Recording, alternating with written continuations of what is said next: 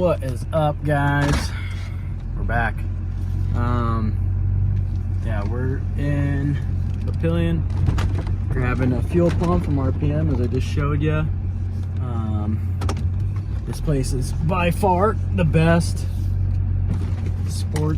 power sports off-road business in the Midwest. Like I said, they have tons of stuff. Their online store is huge. Shout out to those guys. Anyhow, we're back on the Turbo S. It's been probably 10 to 14 days since that last clip you guys seen. I did film a bunch. I've done a ton of things. I don't know that those clips are even going to make it to the light of day. I'm kind of just skipping ahead here. Where we're at currently is I did do a leak down and I did do a compression check. Everything checked out. Everything was good. Engine's not hurt. Did a bunch of swapping with that other machine that we have. No avail.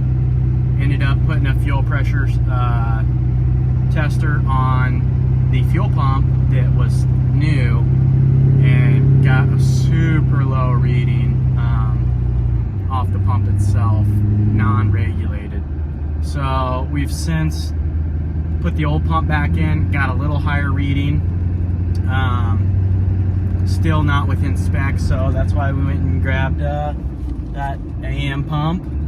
We're gonna get home, get back to the shop, get that thing slapped in. We'll just go over some things once we get back to the shop. We'll pick up there. Okay, we're back in the garage. I got the new fuel pump. I got what was supposed to be a new fuel pump already pulled out, like I said in the earlier clip. That one was supposed to be good. I had a fuel pressure tester hooked up right here. It's pretty haggard, but I got it just hooked up directly to the pump. So this being a regulated system with the fuel pressure regulator on the rail there, this gauge should tell me what this pump is putting out, unregulated max PSI flow, which I think a stock pump is good for 80. That's what Aftermarket Assassin's website says anyways. That pump that is sitting over there was only putting out, God, I think when we tested it was like 38 PSI. That machine over there is a 21. So it's not regulated at the rail, it's regulated at the pump. That machine put out like 70 at the pump. I tried to get a regulator that I could test the fuel pressure when the machine was running, which is what we did when we were in California. But around here, like Harbor Freight, their regulator kits, their fuel pressure adapters are too big to fit on the rail. So I have a Tusk fuel pressure regulator kit coming. It'll be here tomorrow. But I mean, we got that fuel pump, so this is our issue. And what I'm talking about is, I'll show you guys. So I didn't zero out the gauge, but you can tell it's at 30 PSI. So I'll just flip the key. Oh, wow, 70. Okay, we've got some more that time. All right, I got this gauge reset. I didn't blow the pressure out of it yet, but 62 PSI. Oh, I know this is haggard, guys, but I'm dealing with what I got until I get that new one from Tusk. Like I said, it'll be here tomorrow. Yeah, so, I mean, that pump should be making 80 PSI every time. It's not regulated. In fact, it is disconnected from, I mean, that line runs to the fuel rail, but, and it's just capped there. But I mean, it's also unhooked back here. In case that new pump does not put out the correct fuel pressure or doesn't fix my issue, I do have a new regulator coming. It'll be here tomorrow, unfortunately. And you got to buy the whole rail with it, which is dumb. Obviously, it just bolts on right there. It's got 2 Phillips screws. So I don't know quite why they can't just sell that regulator, but we got one of those ordered. So I'm going to put that new pump in the assembly. and see if we can't get some more fuel pressure out of it. I just think that one, I mean, I tested the other day and it was only making about 50, 48. And this one was making even worse fuel pressure. So I'm not sure. Maybe this pump is internally regulated like that machine. I'm not sure. I'll pull the complete unit out of this one again and compare them side by side. So if I end up having to put this pump in the stock assembly, that's totally fine. I'm not sure what year. Either way, this pump is not putting out anything for pressure. So, and shame on me. I should have, when I swapped in this one, when I was told it was good, I should have hooked that fuel pressure tester back up to it to verify, because clearly I put in a pump that was in worse shape than the one that I took out of it. And granted, I mean, not really my fault. I was told it was a good pump, so it was only ran one time, but we'll get the stock one pulled out. I'll throw that AEM and the housing that originally came on the machine, and we'll hook that gauge back up. That pump there, that AEM pump, should bury that gauge. I think they put out like 120 PSI, 140 PSI or something like that. So we'll get that going right now. Okay, comparing these two, I mean, obviously the one that was in it that I thought was good is an aftermarket pump of some sort. I'm not sure whose or what pump it is, but I mean, these look the same. I mean, as far as the wiring goes, I don't see any difference. I mean, I don't know who, like I said, makes this pump, but either way, it's not putting out the correct amount of pressure.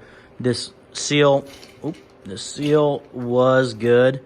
It's just a little dirty, but I did clean it before I put it back in. So I think I'm going to take this pump, the original one, out. I'll put a new sock on it. Obviously, the AEM came with one.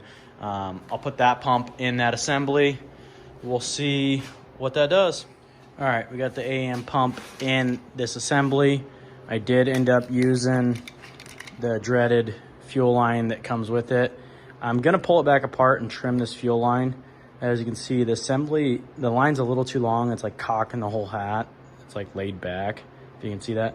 So I'm going to pull that line back off and probably trim just 1/4 of an inch off that line, so hopefully it sits the way it's supposed to. But I've seen a lot of stuff that says that people are complaining about this fuel line that they supply not being actual fuel line, like it deteriorates. But I don't know, this stuff obviously seems more like it's fuel rated, but it's also super brittle. Like the one that I had to cut off on this one, I mean, once I like touched it with a razor blade, it just like broke into pieces. It wasn't even hose, if that makes sense.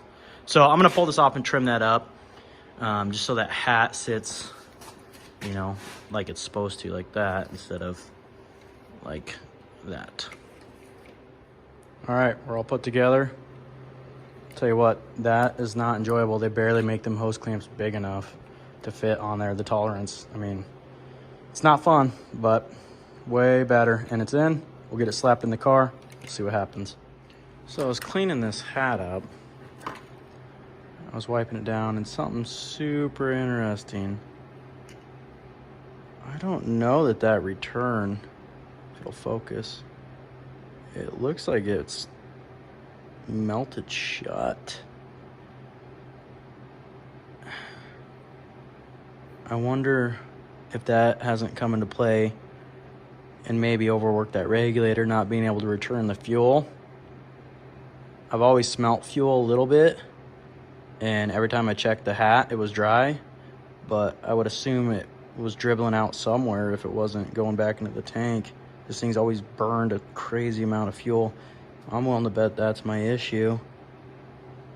See that? We'll get a hole put through that and we'll go from there. All right, go ahead. Yep. That's pop.